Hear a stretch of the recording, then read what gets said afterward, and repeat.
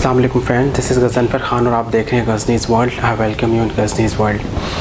Friends, आज की video Afghanistan की सिचुएशन के बारे में है और स्पेशली आज की वीडियो में हम ये देखेंगे कि वहाँ की सिचुएशन क्या है, plus media, western media, Pakistani media और पड़ोसी यानी इंडियन मीडिया उसको किस तरह से प्रोजेक्ट कर रहा है। फ्रेंड्स, एक बात तो बहुत क्लियरली समझ में आती है कि वेस्टर्न मीडिया और पड़ोसी मीडिया और हमारे कुछ एलिमेंट्स मीडिया के जो हैं वो बहुत बायस, बहुत ही हिपोक्रिटिकली प्रोजेक्ट कर रहे हैं। वहाँ की जो सिचुएशन है उसको बहुत बायस तरीके से, बहुत मुनाफिकाना तरीके से उसको प्रेजेंट कर रहे हैं। लेकिन एक खुशी की बात है कि हमारा जो मेजॉरिटी मीडिया है, पाकिस्तानी न्यूज़ चैनल्स, वो ऑलमोस्ट आप कह लें कि जो ऑन ग्राउंड सिचुएशन है उसको एग्जैक्टली जो वहाँ पे लोग जिस तरह से उन चीज़ों को देख रहे हैं वो अपना एक्सपीरियंस बता रहे हैं और वो डायरेक्टली हमारे पास आ रहा है। सो ये एक पॉजिटिव चीज़ है। लेकिन हमें यहाँ पे समझ में आता है कि जिस तरह से थ्रू आउट, जैसे ही अफ़गान तालिबान ने टेक ओवर किया और वहाँ पे पावर में आए, तो वेस्टर्न मीडिया ने बहुत ही ज़्यादा इसको एग्जैजरेट किया और एक नेगेटिव कैंपेन शुरू कर दी। पड़ोसी मीडिया भी साथ साथ रहा उसमें, और टोटली बाइस कैंपेन जिसमें ख़ासकर जो मेन उन्होंने मुद्दे उठाए उनमें वुमेन एजुकेशन, वुमेन राइट्स और इसी तरह से लॉ एंड ऑर्डर सिचुएशन और क्रिमिनल्स को किस तरह से डील करते हैं, इन सारे पॉइंट्स को लेकर अफ़गानिस्तान के ऊपर क्रिटिसिज्म हो रहा है और बराबर हो रहा है। सवाल यहाँ पे ये है कि क्या वाकई ये चीज़ें वहाँ हो रही हैं, और अगर नहीं हो रही तो वहाँ क्या हो रहा है। तो अगर हम पाकिस्तानी मीडिया चैनल्स जो कि वहाँ पे ऑन ग्राउंड गए हैं और उनकी रिपोर्ट को देखें, उनकी रिपोर्टिंग को देखें, तो एक क्लियर पिक्चर आती है वहाँ से कि वहाँ के लोग जो हैं वो ये ख़ुद अपना एक्सपीरियंस बयान कर रहे हैं कि क्रिमिनल्स जो हैं वो काफ़ी हद तक कंट्रोल में आ गए हैं, यानी क्राइम्स जो है वो काफ़ी हद तक कंट्रोल में आ गए हैं। उसकी रीज़न क्या है? देखिए, क्राइम तभी कम होते हैं जब उनके अगेंस्ट, क्रिमिनल्स के अगेंस्ट एक क्लियर अप्रोच के साथ उनको डील किया जाए और सज़ा दी जाए, जो भी पॉसिबल सज़ा हो वो दी जाए। तो अगर ये मेक श्योर करती है कोई भी एडमिनिस्ट्रेशन कि क्रिमिनल्स सज़ा से ना बच सकें, तो जो क्राइम्स का ग्राफ है वो ऑटोमेटिकली नीचे आ जाता है। और अफ़गानिस्तान में यही हुआ कि सख्त सज़ाएँ जो कि इस्लामिक सिस्टम के अकॉर्डिंगली दी जा रही हैं वो अप्लाई की गई हैं, और उसी का ये रिज़ल्ट है कि क्राइम का ग्राफ जो है वो नीचे आ रहा है। दूसरी तरफ वुमेन राइट्स के बारे में बात हो रही है, तो वुमेन, जहाँ तक अफ़गानिस्तान की ख़वातीन की बात है, वो खुलेआम अपनी नॉर्मल एक्टिविटीज़ जो है वो कर रही हैं। वो चाहे मार्केट्स जाना हो, वो शॉपिंग वगैरह हो और इसी तरह से लेन देन हो, कोई रोक टोक नहीं है, वो बिल्कुल उसी तरह से जा रही हैं। हाँ, उनका आउटफिट जो है वो अगर हम देखें तो पख्तून कल्चर या ताजिक कल्चर जो अफ़गानिस्तान में पहले से था, तो वो शुरू से ही ये आउटफिट फॉलो करती आ रही हैं और वो उसी को लेकर चल रही हैं।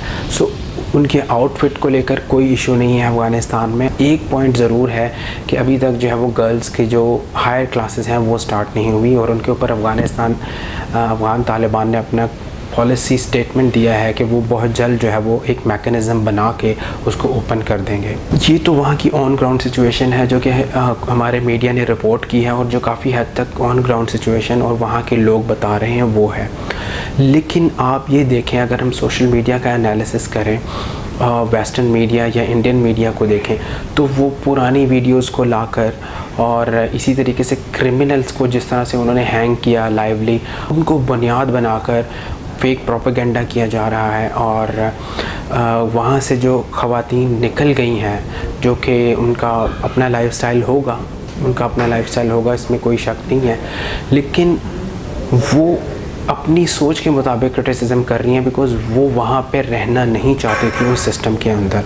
सो ये बात कुछ लोगों की नहीं है, ये ओवरऑल अफ़गान लोगों की बात है, और जो अफ़गान वहाँ रह रहे हैं, जाहिर सी बात है उन्हीं की बात को प्रेफरेंस मिलेगी बिकॉज़ वो वहाँ पे मौजूद हैं और वो अपनी ज़िंदगी अफ़गानिस्तान में ही गुजारना चाहते हैं। सो देख रहे हैं कि BBC हो गया, इसी तरह से वेस्टर्न मीडिया और इंडियन मीडिया पे बराबर वो न्यूज़ चल रही हैं, और वो ख़वातीन जो वहाँ से फ्लाई कर गई हैं वो अपनी कहानियाँ सुना रही हैं, और उसी को यूज़ करते हुए कोशिश की जा रही है कि नेगेटिव कैंपेन चले और अफ़गान तालिबान को बदनाम किया जाए, जिनको अभी आए कुछ महीने ही हुए हैं पावा में।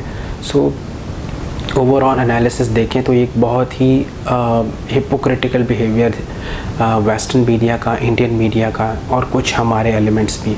और ये क्यों शो हो रहा है, इसका आखिर में मैं आपको कंक्लूजन बताता चलूँ कि बेसिकली कोशिश ये हो रही है कि किसी भी तरह से इस्लामिक सिस्टम अगर किसी कंट्री में अप्लाई हो रहा है तो उसको कामयाब ना होने दिया जाए, उसको टाइम ही ना दिया जाए कि वो पूरी तरह से अप्लाई हो जाए और एक प्रॉपर सिचुएशन लोगों को पता लगे।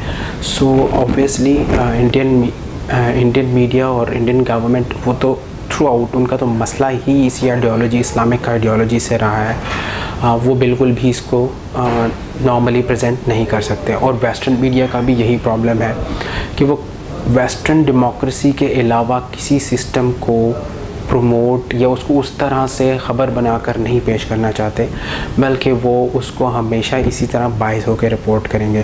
सो इस टाइम के हम इन चीज़ों को समझें किस तरह से बायसनेस और हिपोक्रिटिकल बिहेवियर शो करता है मीडिया और हमें गुमराह करने की कोशिश होती है। We need to understand this whole approach of western media and Indian media और हमें अपना कंक्लूजन ड्रॉ करना चाहिए ग्राउंड सिचुएशन को देखते हुए। आई होप कि अफ़गानिस्तान में सिचुएशन जो है वो पीस की तरफ जाएगी और जो कारोबार से रिलेटेड, बिज़नेस से रिलेटेड इश्यूज़ हैं जो कि वहाँ के लोगों ने भी बताए, उसमें थोड़ा टाइम लगेगा, अफ़गान तालिबान को टाइम देना पड़ेगा। बट वो जिस तरह से चल रही हैं चीज़ें, पाकिस्तान की सपोर्ट है उनको, इसी तरह से रशिया, चाइना भी अपनी सपोर्ट दे चुके हैं। सो आने वाले दिनों में बिज़नेस सिचुएशन काफ़ी बेहतर हो जाएगी। सो हमें दुआ करनी चाहिए कि हमारे अफ़गान भाई जो हैं वो अच्छे से रहें, पीसफुली रहें और सिस्टम उनकी मर्ज़ी का होना चाहिए। वेस्टर्न डेमोक्रेसी हर किसी पर थोपने की ज़रूरत नहीं है। This is the main point. I hope आप मेरे व्यू से एग्री करेंगे। मेरी वीडियो को लाइक करें, कमेंट सेक्शन में अपना कमेंट दें and keep subscribing Ghazni's world. Thank you so much. अल्लाह हाफिज़।